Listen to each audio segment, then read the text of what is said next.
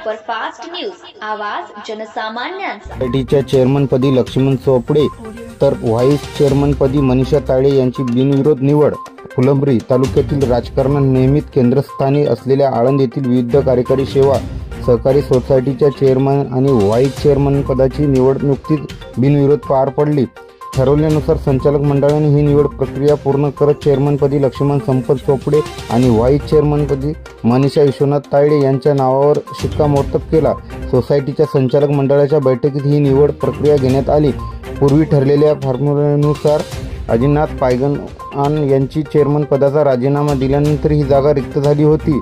त्यानुसार चेअरमन पदासाठी लक्ष्मण चोपडे आणि व्हाईस चेअरमन पदासाठी मनीषा तायडे यांचे एकमेव अर्ज दाखल झाले। त्यामुळे निवडणूक निर्णय अधिकाऱ्याने दोघांचीही बिनविरोध निवड झाल्याची घोषित केली।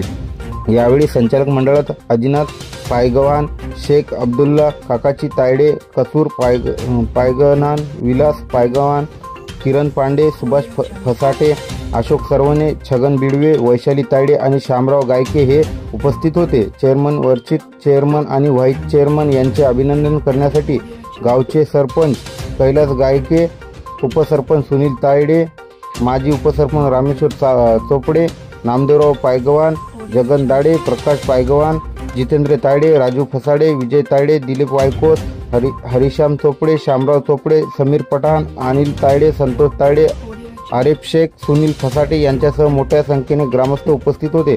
आळंद सोसायटीच्या माध्यमातून शेतकरी आणि ग्रामस्थांच्या हितासाठी काम करण्याचा संकल्प नवनिर्वाचित पदाधिकारी यांनी यावेळी व्यक्त केला।